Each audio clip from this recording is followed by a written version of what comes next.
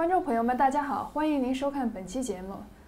Today we are great to have Jahangir Kadak with us, as communications director for the Center for Community and Ethnic Media, also known as Ccem. So welcome. Thank you. So tell us a little bit about Ccem. When was the Ccem founded, and what's the key message you are trying to get across? Thank you so much for having me on your show. I'm very delighted to be here. The Center for Community and Ethnic Media has a long history. It was the CUNY board approved the center formally in the fall of 2012, and after that it formally came into being at the CUNY Graduate School of Journalism. But the work that we are doing is, it has a much longer history. We are basically building on the work that was done by another organization before us, which closed its doors in 2011, and that was called New York Community Media Alliance. Now that organization was a non-profit, and it was working with the New York-based ethnic and community media. And but in 2011, the organization faced huge funding issues, and finally they were forced to close their doors. And it was at that time that our current dean of the CUNY Graduate School of Journalism, Professor Sarah Bartlett, and another German, Gary Pierre, another veteran journalist, they came up with the idea that we should at least salvage two of the programs of the New York Community Media Alliance. And they adopted the two programs, which originally were started by the New York Community Media Alliance. Those included the Voices of NY.org, our website, a web-based platform, which is our flagship project as well, which showcases the work of New York-based ethnic and community media. And second was the IPPES Journalism Awards, which is an annual journalism award given away by the center to journalists in 10 different categories each year. So those were the two programs that the school adopted. Voices of NY.org used to be Voices That Must Be Heard, and it was originally launched after 9/11 by the predecessor of NICMA, which was called Independent Press Association. And at that time, they thought that the Muslim community needed a platform in the post 9/11 America. And with that intention in mind, they launched the Voices That Must Be Heard website, where what they would do is they would pick stories from the newspapers that mostly focus on the communities which have a Muslim population, and then reproduce them on this website. But after initial two issues, they found out that the experiment was very successful. So they decided that it should not be restricted to the Muslim community, rather we should include everyone. And that's how Voices of NY.org, in those days, Voices That Must Be Heard, started. And today, after the CUNY JS School adopted the two programs, and then we went to the CUNY board, which had to approve it, and there were several protocols that we had to follow. And after we were formally approved, so we expanded our scope as well. Now today we are working in 5 major areas. One is, of course, Voices That Must Be Heard, or Voices of NY.org, which is now in its current shape. Voices of NY.org is our, as I said, flagship project. Then we have the IPPES Journalism Award, which is also an annual feature, and we will be holding the awards this year on June 11th. And besides that, we organize lots of trainings for the members of this media. And those trainings are also part of our work. We also do research. We produced a white paper which was authored by Dean Sarah Bartlett in 2013, we published it, and it was about the advertising practices of the New York City government. And the idea was to show how much the New York City departments advertise in the ethnic and community media. And then we also organize, we are documenting this media through Many Voices, One City, which is our directory of this media. And besides that, we have also organized trainings, and then Newsmaker series is our fifth program that we are working on, and we have been working on, and where we invite basically different newsmakers, public officials, politicians. They come and talk to the media, especially the ethnic and community media. Before the 2013 elections, the mayoral elections in the city, we invited all the mayoral candidates, including Mayor Bill de Blasio. They came and they spoke to only this media and answered their questions. So we have been working in these areas, and we are trying to expand our work because there's a lot that needs to be done here. New York is a very diverse city, as you know. It's America's most diverse city. Yeah, a lot. And it has, like in its school system, 182 languages are spoken by the children who go to the New York City public schools. It has the largest public school system in America. It has the largest police force in America. So it has a lot. And then it has probably one of the largest, if not the largest, ethnic and community media concentration in Metro New York. We don't know the exact number of the newspapers here that serve different communities and ethnic groups, but our estimates and our studies show that there are at least 350 ethnic and community newspapers in Metro New York. So it's a huge number, and their combined circulation is much more than the combined circulation of New York Times, Daily News, New York Post, all these major newspapers. Wow, that's good to know. So it's a huge media landscape, and we categorize this media in three distinct groups. One is real large newspapers, like China Press, broadsheet, or in other forms. But they are like real large newspapers which have big, reporters and journalists working with them. They have large readership base, and they are growing. And then we have the middle, circulation newspapers, which have not too many, staff members, but they still have a pretty large number of employees.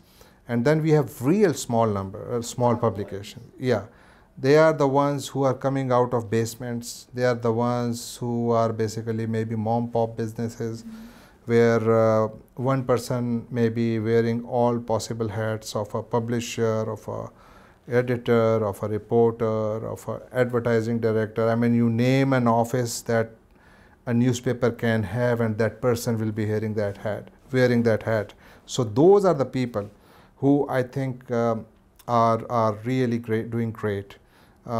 Besides all these big and small newspapers, but this whole, this group of these newspapers are making what ethnic and community media is, and how powerful it is. So, as an expert of ethnic media, so why you think ethnic media matter? It's a great question. You see, ethnic media, I mean, this is a question that many people asked many years ago. We would see that many mainstream newspapers would not pay too much attention to this media, because the thinking might have been the same. I don't want to say that everybody thought that, but there were some people who might have thought that, they may not be producing some good stuff. And they may be right to some extent as well, because this media is produced by people with different levels of expertise. But this media's importance, started growing after we saw that more and more people are reading these newspapers, despite all the good and the bad things that they may have.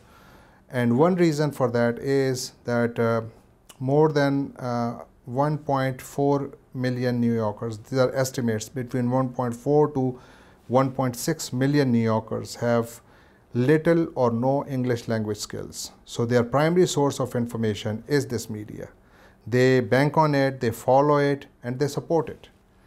And the people who are sitting outside and who do not know much about these people or these communities or this media, when they came across the work of this media, so they started paying more attention.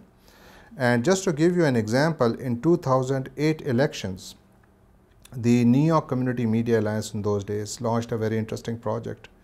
What they did was they picked 12 journalists from 12 different communities of New York, and they took them to New Hampshire. You know that the US presidential elections primaries start from New Hampshire. That's the first state. And we, no, that's not the first state, but it is one of the first states which go for primaries basically. So they took that group of journalists to New Hampshire, and that group started reporting on different presidential candidates. And in those days, I was also part of that group who went to New Hampshire to cover the presidential candidates. And when those stories were published, Voices That Must Be Heard reproduced those stories. And Voices That Must Be Heard has always been seeing a following from the mainstream journalists. When they saw that such great stories are coming out, so when we were going to Denver for the Democratic National Convention and then later to the RNC, the Republican National Convention, the New York Times embedded one of their reporters with us. And that reporter went to Denver with us, and he was not reporting on the convention itself. He was reporting on us, how we are reporting the convention, because the vision and the angle with which an ethnic journalist was covering the Denver convention, there were though many similarities, but then there were some striking different angles as well, and those were very interesting. So it has always remained very important now ever since, and we have seen in the last elections most of the candidates are looking for endorsements from major community newspapers, ethnic newspapers. They visit their offices seeking their endorsement. So this is important because these newspapers have very loyal following. They have very loyal supporter base, and they have readership, very loyal, regular readership. And anyone who has access to this media, who is able to advertise or send his or her message across through this media, will be reaping a lot of political benefits. And that's what the politicians have seen, and that's what they are doing right now. Mayor Bill de Blasio, as a candidate, was very warm and has always been very warm to the ethnic and community media. When he came to our programs as well, and otherwise, he showed a lot of enthusiasm for diversifying his own team, for diversifying the work that they are doing, and also he was more attentive to the need for more judicious distribution of advertisements. New York City on the average give away more than $18 million in advertisements every year, different city agencies and departments. And the report that we published in 2013, it found that more than 82% of the advertisements go to the mainstream newspapers. The ethnic and community newspapers only get 18%. So that was an issue that was raised time and again at the interaction that the media had with these politicians, and all of them were receptive. All of them were responding, and Mayor de Blasio, as a candidate, promised that if he is elected, he will review this policy. And I think he honored his promise. After he was elected, he invited this media to the City Hall. He spoke to the media and also promised that the review has started. So the review is underway right now, and the city is expected to come up with a policy which will create more space for the ethnic and community media in terms of advertising dollar. So CUNY did a research in 2013 and found that the government overlook ethnic media when they're trying to run ads about their programs and services, about education, transportation, and even job opportunities like the government agencies. So like tell me something about the report and your research about that. The report is available on our website, like the center's website, ccem.journalism.cuny.edu, and it is available on the website, so you can read the entire report. But the findings of the report were aimed at sensitizing the politicians to show that what exactly are the ground realities. In a city which is the most diverse in America, in a city whose immigrant population contributes so much to the city economy and the state economy, how much advertising dollar is going to its media. So that was the main focus, that what exactly is happening. It was never intended, I think, to malign anyone or to just put blame on somebody. No, it was never, I don't think so that was our intention, and that's never our intention. We don't do politics. We are just doing what exactly is happening and trying to bring into focus the issues that are causing economic hardships to many of the newspapers. All the newspapers are looking for some mainstream advertising dollar, and they are not getting it. So there is a growing frustration in that. And our effort was to just showcase that what exactly is happening. And that's what we found, that more than 82% of the advertisements are going to the mainstream newspapers. And it was, what the report says is that during the Bloomberg administration, Mayor Bloomberg had come up with a policy where majority of the city advertisements were channeled through 2 advertising agencies, and those agencies would basically pick different newspapers and give them advertisements. And before that, all the city agencies and departments could advertise on their own. They did not have to go through like an agency. But during Bloomberg era, this is what happened. Now under Bill de Blasio, they are doing an extensive review. They want to understand what exactly is happening.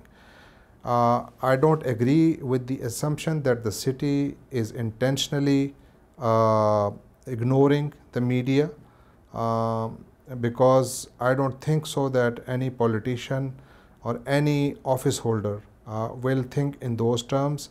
It is politically risky, and otherwise it does not reflect the American political culture.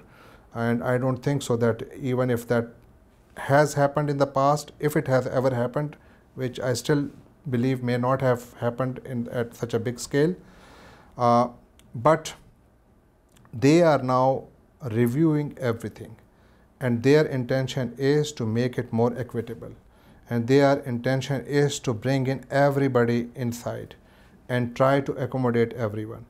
One reason that many city agencies may not have advertised in the many community and ethnic newspapers is because they did not know about their existence. Even I cannot say for sure that I have been working with this media for so long that when I say that, oh, there are 350 publications, I'm not sure that this is the exact number, because this society is so diverse. New York City is such a diverse city.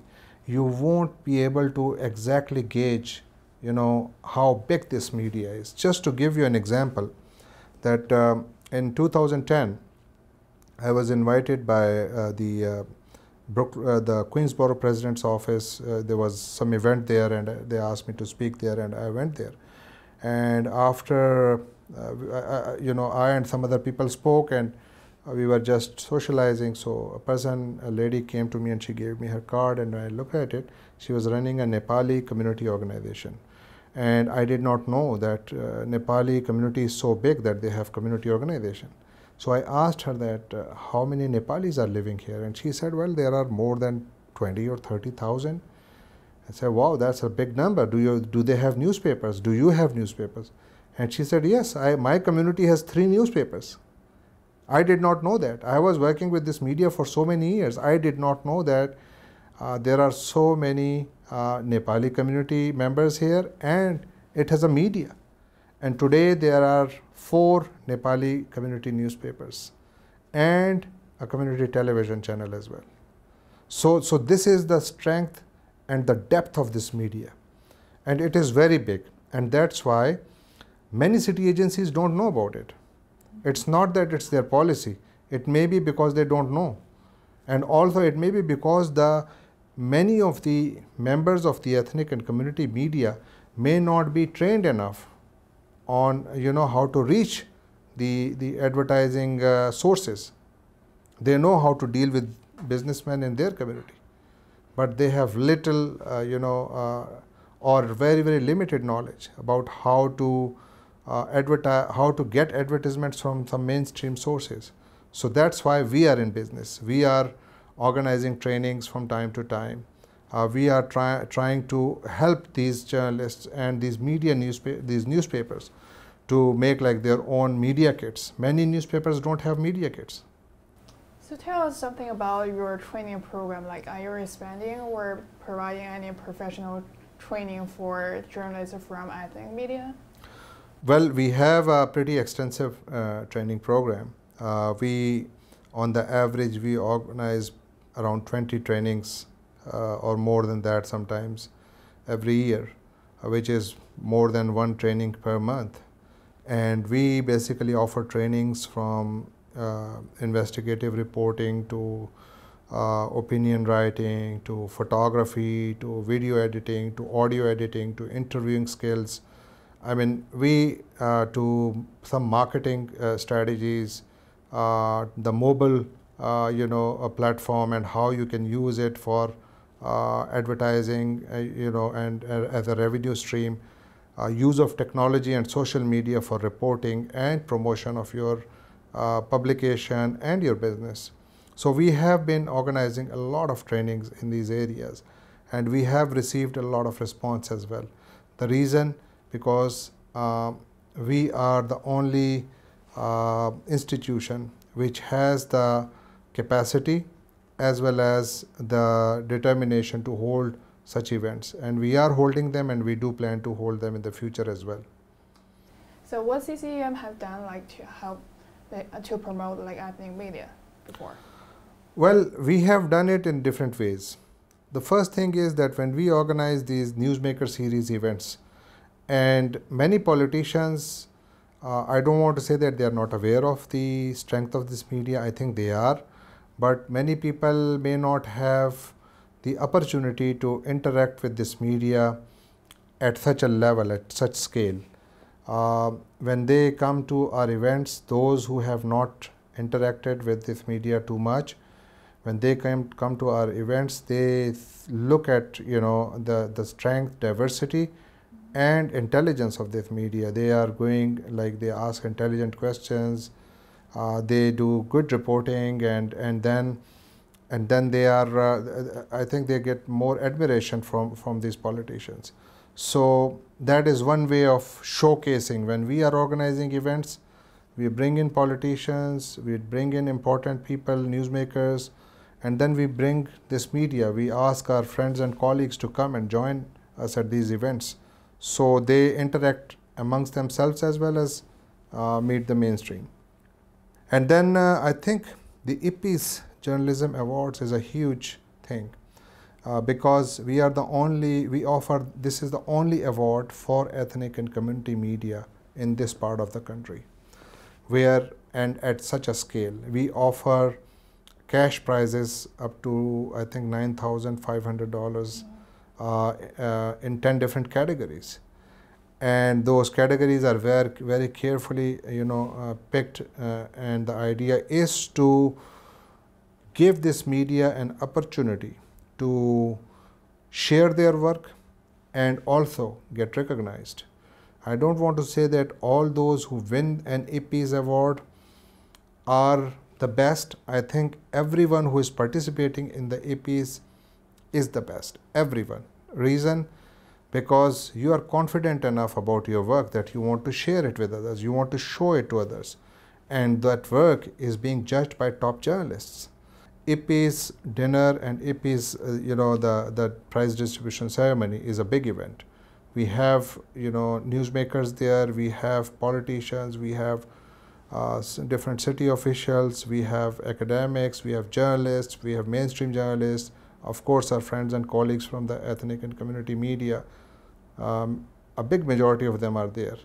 So we just don't give away awards on that night. We celebrate the diversity, strength and depth of this media. And those are also ways of promoting it. Then our voicesofny.org is a fantastic vehicle to promote and showcase this media, because we put up the best work that this media produces at the voicesofny.org. And we always are searching for good stories. We have in the past asked journalists from this media to do stories. We encourage them if they want to do some freelance work. We encourage them to do that, come up with the ideas. If they have not published it in their community publication, they can come to us. We can consider those articles, whatever pitches they give us. So these are some of the ways through which we are promoting it. And also then we have produced a directory which is called Many Voices, One City, in which we have documented this media. We published this directory in 2013, and it was based on a survey in which people were participating voluntarily. And in this directory we have documented 270 publications. Since the number is not 350 that I told you, but it does not mean that those numbers are incorrect. The reason is because this directory is the result of a survey, and people participated in the survey voluntarily, so not everyone responded. So those who did not respond are not part of the directory, but they are still in existence. So this is also one way of promoting. Our directory is very popular. It is available both online as well as in print, and anyone who wants to buy it, they can purchase it from our website. So, like, do Ccem has any ongoing plans, or are you going to launch any programs in the coming days? We will have a lot of trainings coming up down the road. We will have trainings. We will have IPs. We have organized events where we try to look at, for example, one particular community. Last year we organized a panel on how the Chinese media is doing, in which we invited different Chinese media executives to come and talk how they are doing, what kind of challenges they are facing.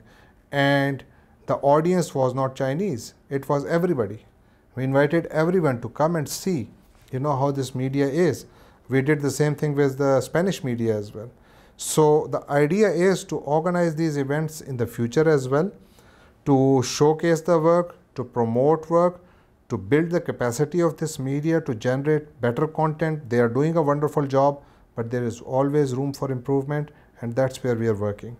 And we are working also with smaller publications where they need a lot of support in terms of trainings. So we are working on all those areas, and we do have plans for holding more trainings. Well, it's a pleasure to have you here today. Thank you so very much. 谢谢观众朋友们的收看。